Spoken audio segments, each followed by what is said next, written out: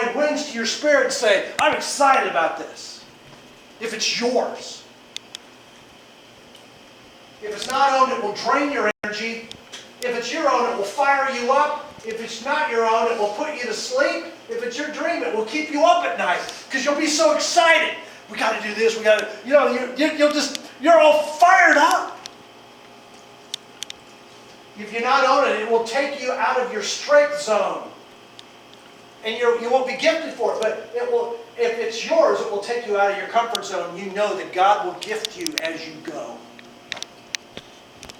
If it's not owned, it might be fulfilling to others. Oh, other people seem to like it, so I'm not going to, other people. But if it's your dream, it will be fulfilling to you. If it's not owned, it will require others to make you do it. If it's your dream, you will sense that God created you to do this. It's good stuff.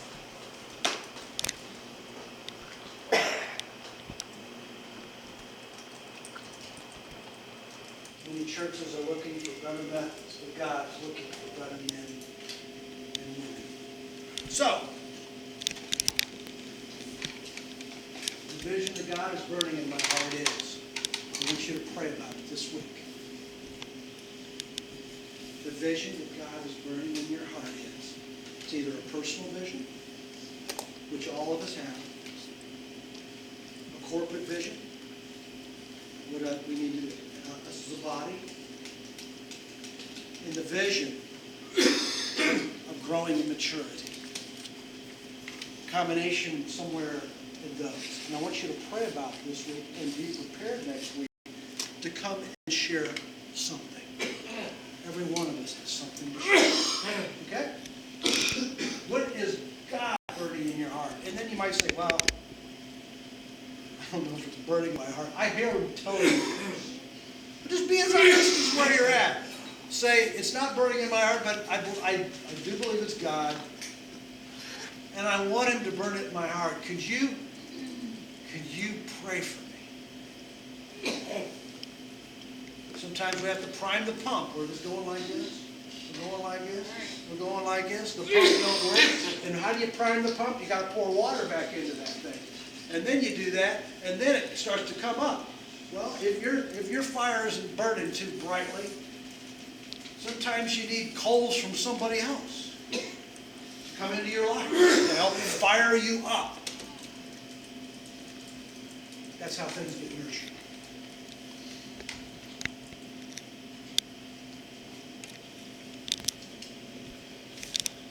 Okay, we all on the page here? Is this good? Lord, I just want to thank you for who you are. We give our hearts to you and open our hearts. Would you burn in us a personal vision, a corporate vision, and a vision of personal maturity? Lord, help us to be honest with you and to honestly be yours. Lord, I am anticipating great things because you're a great God. You've led us to this point. Thank you for who you are. In Jesus' name.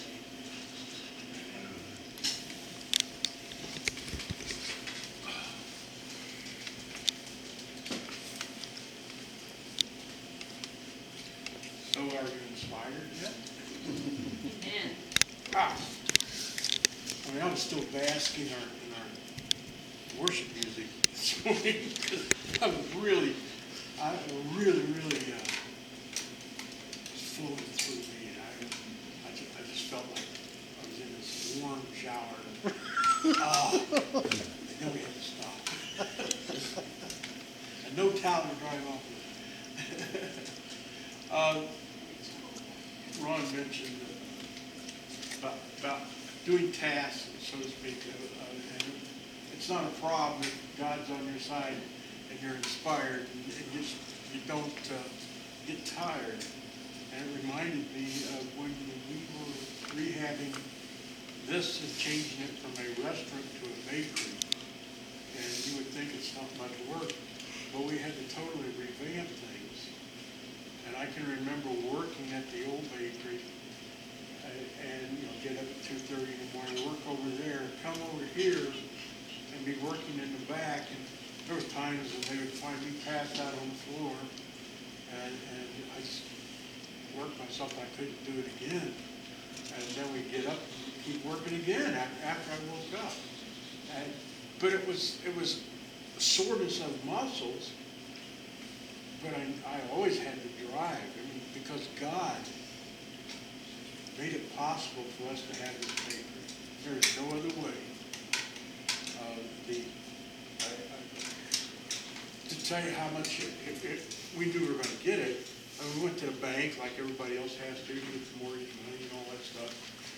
And when you have a business, you have to write a business plan on how do you expect to pay for this.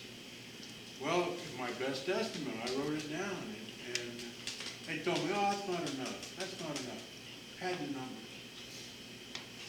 So, okay. They told me to pad it. I said, that's fine. We got the money in like half the time that most people would get mortgage money. We got this business up and running probably in half the time it would normally take for others to go through. Because they all want to fight the health department and the state health department, and we just did what everybody wanted. We did it with God's knowledge, and it just flowed. Like, it didn't matter what we did, it was going to happen. God had in his mind that he needed this bakery, and he wanted us to run for his purpose. And you know, it has worked for his purpose. You didn't know back then we'd be meeting here on Sunday morning. I mean, all the different... No, heavens no. But I remember words that you said back in the old place about how you wanted it to be like a warehouse. For broken people to come in, you could fix, and then send them out. And anyway, it has happened here because we brought people from the church who needed help, needed a job. We brought them in, trained them, and some we can't get rid of, but no. Not naming names, right? Absolutely. Yeah, okay, all right. I heard Becky, I'm not talking about you.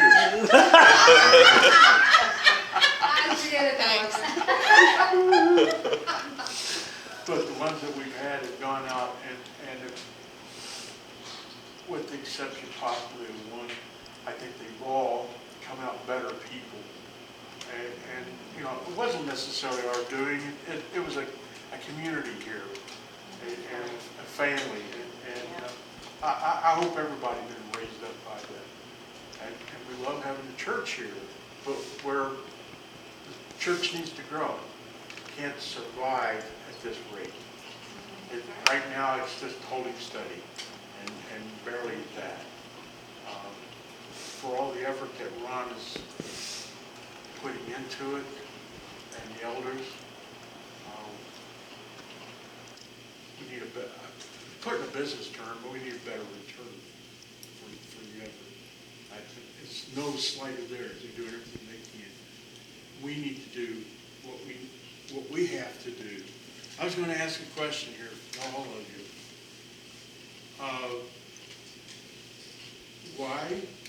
What do you like about Journey Church? Why do you like to come here?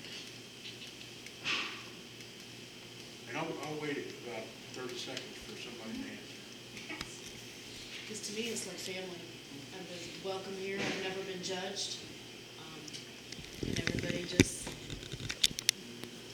loves me for who I am, not what I've done.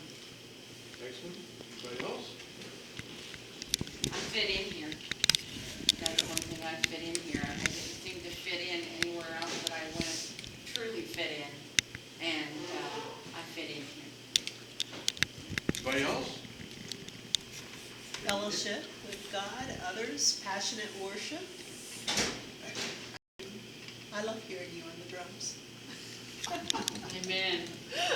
I love playing And it shows. because it's such a, well, it's always been a passion of mine, but playing with Ron, because I enjoy playing with people who know what they're doing. And I've spent so much of my life playing with people who don't really know what they're doing, and I end up being the teacher all the time. And so to be be able to allow myself the freedom to play, and he gives me that freedom. Right. Okay, that's one of the reasons why I like being here. I genuinely, for the size of the worship team we have, I think we do pretty good. Amen. I think we do pretty good. Amen. But, okay. The reason I ask this question is, if you know why you like to come here, why don't you tell your neighbor? Why don't you tell somebody in passing? If you could tell me, you can tell somebody else. And we need to get the word out. What we really need, I've told Ron this before, we need a miracle. Every church that's had somebody who's had a major miracle, they end up expanding beyond their wildest imagination. So if somebody comes back and they stand out in the street there and two semis come right at them and miss them, that's a miracle. I think, I'm sure that will build up our body. People say, wow, you walk out here, they got something going on here. That's a false advertising, but hey. I'm a business person. What do you want? No. I think Ron is trying to get us to.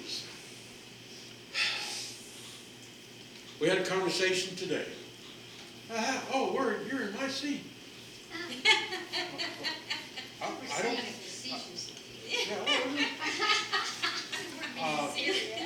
My wife and I own the seat. Nobody put their name on it and say it's mine.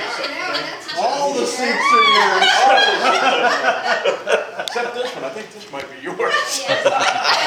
You're right. It sounded like it's your beat. But the carpet was on. Good. Look, the front row should be just as equally at home in the back row.